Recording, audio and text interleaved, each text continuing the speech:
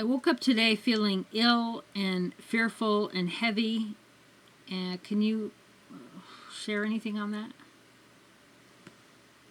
This is a repeat cycle, if you like, that when you have been in a place of excitement and high, it tends to follow a bit like a roller coaster ride where an energy will come in to try to create a density and a contraction to keep the imposters alive and well, if you like.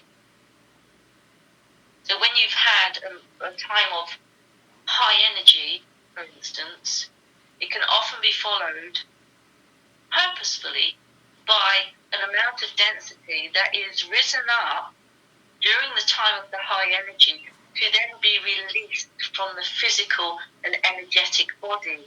So this is quite we're going to call it a normal process of release.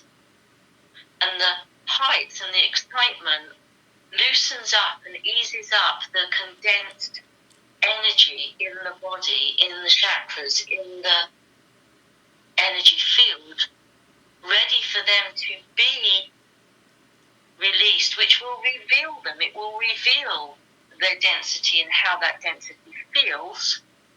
But it is simply a process which is quite exciting in the sense that you have yet again been to a place of expansion which has unearthed more density.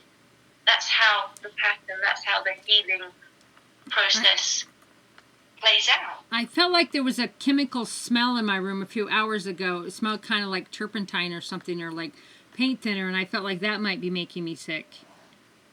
No, there is not an environmental input. What was that smell? Is it spiritual? Because it happens like every other week now or something, and I can't identify it.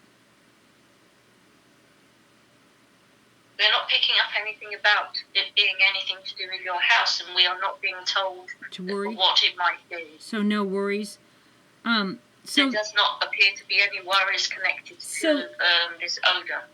So that I'm kind of like getting like a test point. I mean, I feel so dense and sad, and I felt it last night. And it's like when I first started talking to you, I was feeling it every day, but now I'm only rarely feeling it, and so I just feel really down today. And this is a celebration, and if we can use just an analogy that when more light is shone into a dark place, let's say the world, more darkness has to be revealed. It has to show itself. It has to be in public sight, to be in your sight. And when the density of the darkness itself is dwelling within our structure, within our physical structure, within our energetic structure, we're going to feel it. We cannot continue growing without continuously releasing the density. And it's not the same stuff over and over again. It's just coming from the places that the other stuff came from. And feel it physically? And definitely feel it physically. You are in a physical incarnation where physical is the most important feeling. Right. It's like a whole bunch of dense and painful energy just came into my body, and then heavy emotions with it. Yes, and really the idea that you can either rest through it but do not fear and bring more worry to it, or that you can accelerate it through with movement. But if you do not want to do movement, then make yourself relax completely. This is as useful as movement. I have something, moving dense energy. I have something that I'm working on that's very exciting, but in this energy, it tells me just ignore that, and just the body pain and I can just ignore it, but anyway. But what? We would like to carry on with the but. What area is it that makes you not be able to ignore it? There's this thing that says I shouldn't be working on the computer so much, and I shouldn't obsess with what current project I'm on, or what the investigative stuff. That I'm obsessed, and I'm like, all this stuff just comes in and criticizes me, like I should stop doing what I'm enjoying doing. It sounds like the obsession is based on that character that says those things rather than you yourself. So it sounds like it's an addictive imposter character. Right, but that likes to have front row seat in your vision, because when you are working on something that is joyful or exciting, it's not getting any of your attention. So given a chance to get your attention, it will jump into the front row and shout the loudest. Right, because it's trying to convince me that it's not important what I'm doing and that I'm just causing trouble and that it's not worth anything. As we discussed with you, the freedom is that nothing is important, but some things are very, very relevant. And feeling excitement and joy is very relevant. Right. But nothing in and of itself has any importance. So to use that as an argument against you is pretty futile. And when you can say, okay, so what? I'm not looking for importance. I'm not looking for that type of status. I am moving towards my highest excitement, and I do not need to feel important while I'm doing it, because I'm feeling good. It's like it brings in all this body pain, and then I feel guilty because I've sat at the computer too long and I have too much pain, and it throws everything. These are just old habitual programs, saboteur programs, imposter programs, because you say these things to yourself in a way as your imposters are part of yourself. They are fragmented aspects of yourself. And you recognize the sentences. You've heard them before, and they've never really done anything bad to you if you've either listened to them or ignored them, have they? Have those voices done anything bad to you if you've ignored them or listened to them? No. So they don't really matter, do they? But let me expand on that. They do bad things when I listen. What do they do when you listen? When I listen, they make me more depressed and more down and more painful and more miserable. No, they do not do that. They start a familiar behavior that you then do. They cannot do that to you. They are simply voices. I start to believe them, and then I add more negative things to the story. So you start to believe them, and then they become your voice. But even though we are saying, obviously, they are an aspect, they are a character of imposition. They are an egoic structure. They do not have any physical form. You are the one with the physical form. So they work at getting you to believe them. So they use your weak points as they recognize them, because they are an aspect of you. And then they get you to do the work so that they can maintain the feeling of existence within themselves. Right. So if they are listened to or if they are ignored, it has no influence on your well-being.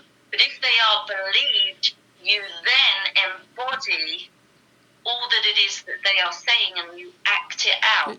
And this can be acted out either in you not doing something you want to do, or your body not feeling very good.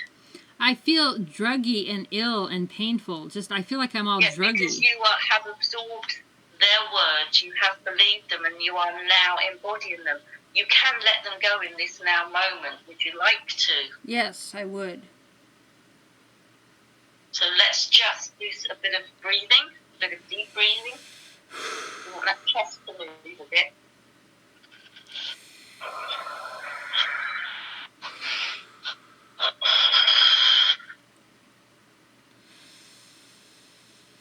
Oh, there's no danger. It's okay to listen to any words, but you do not have to embody them. You do not have to believe them. And you can say, I am free from believing these words. I am free from believing these words. I recognize the words. I recognize the words. But I will not embody them. But I will not embody them. There is no harm in words that are just moving around. There's no harm in words that are just moving around. But if I embody them and act them out, it can feel quite harmful to my physical body. If I embody them, it can feel harmful and fit in my physical body. So I now release those words. So I now release the belief of those words. I am free from those words. I am free from those words. I am all that is. I am all that is. And I can never make mistakes. And I can never make mistakes. I just have different experiences. I just have different experiences. Some feel expansive. Some feel expansive. Some feel contracted. Some feel contractive. That is what physical experience is all about. That is what physical experience is all about. I prefer to move towards expansive feelings now. I prefer to move towards expansive feelings now. And I honour all that I am and every part of myself, but I do not have to embody it. I honour all parts of myself, but I do not have to embody it. I honour all that I am. I honour all that I am. And I honour all my experiences. And I honour all of my experiences. I am free. I am free. I am grateful. I am grateful. I am love. I am love. Thank you. Thank you.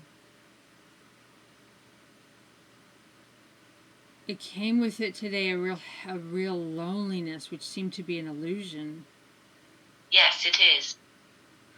It is an illusion because it is not even possible to be lonely when one remembers that one is all that is. Well, I spend so much time alone that it's surreal. Sometimes it kind of feels really spacey or weird. Define weird. Like I'm floating around. Like sometimes interacting with other people grounds me in this reality.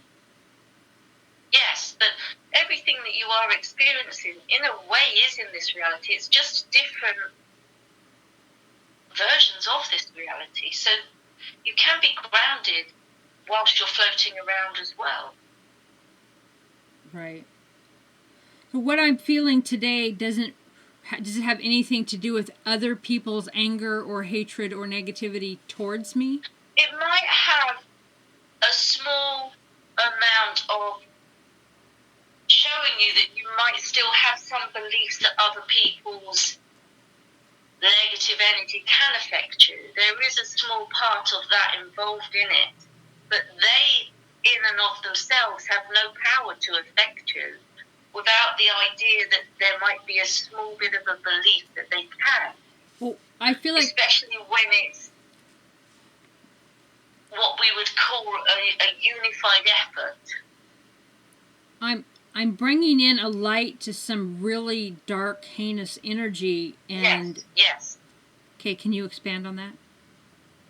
Yes. So as we were saying, it will really, really completely depend on what you believe can affect you, will affect you in these scenarios.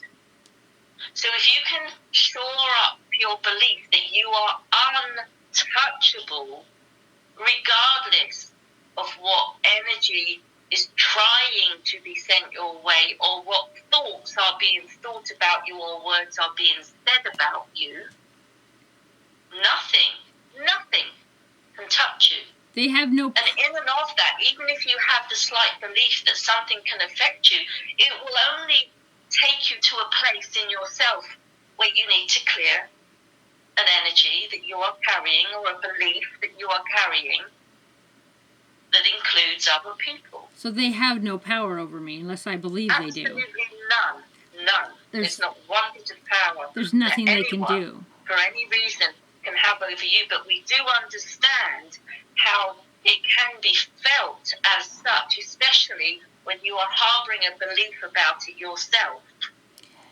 Right. And also, that's all it is. That is all that you are feeling. You are not feeling them.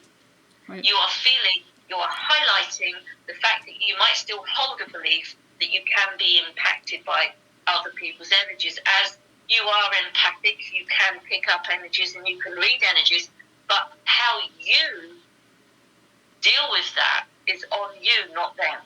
And it might be connected with the need for approval. Definitely, yes. I mean, clearly, when I'm putting stuff out there to expose this darkness, I don't put it out there for the need approval. I put it out there because it's true and I do it. But then all of a sudden I'm like, oh, well, but maybe people won't like me. But I don't really care when I do it. No, and that's really the programs, the imposters and the little characters playing around with the words. You recognise them. You do not need to take this seriously. This does not matter.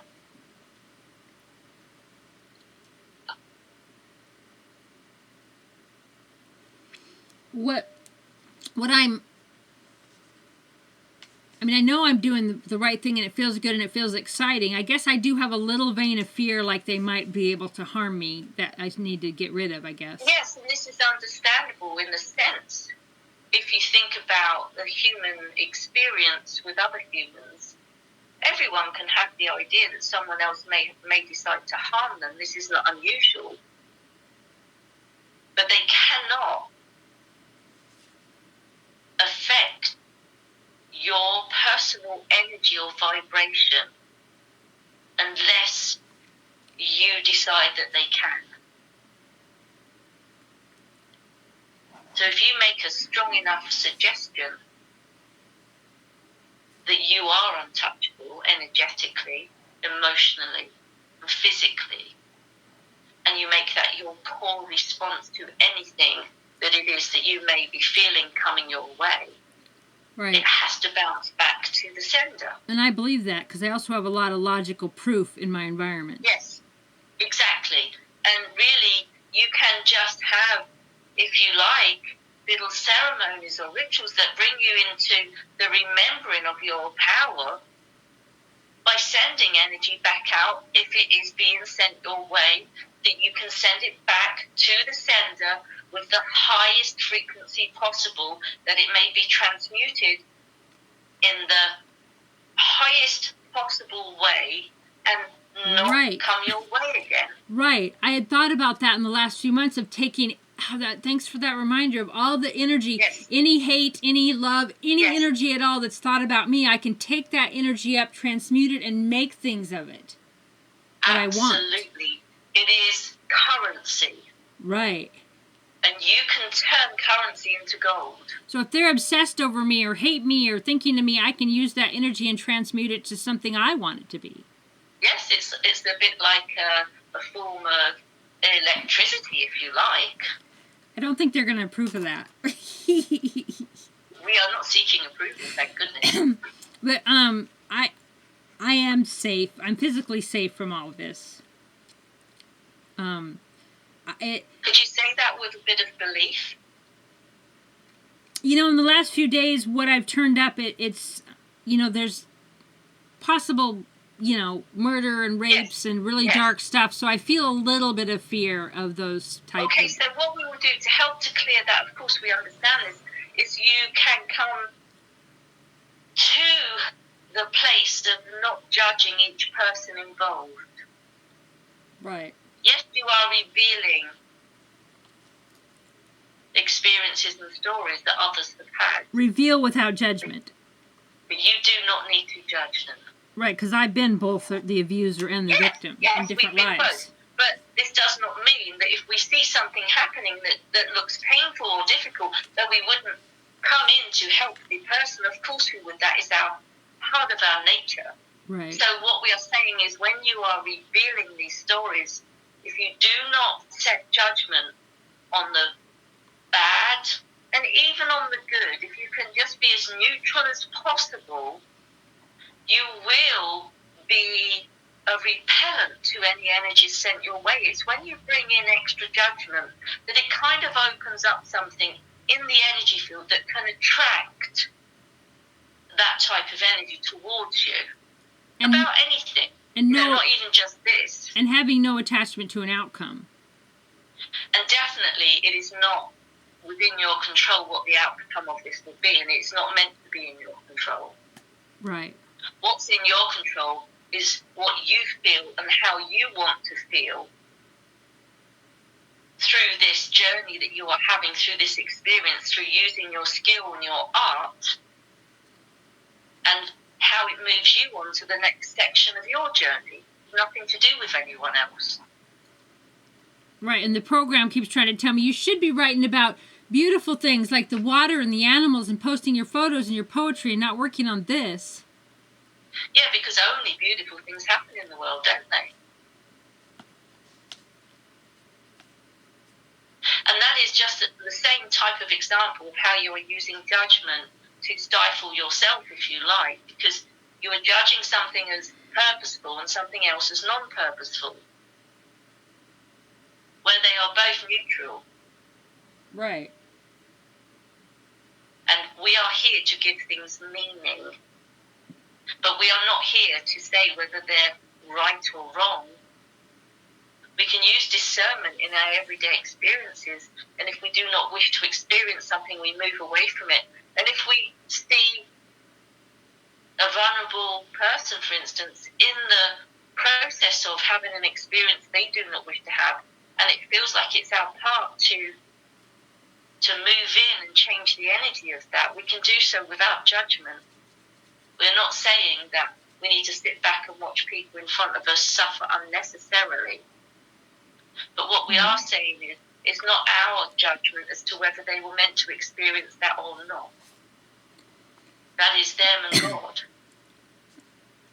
Okay, thank you. But we can still reveal experiences that people wish to be revealed, and that is your art. Right.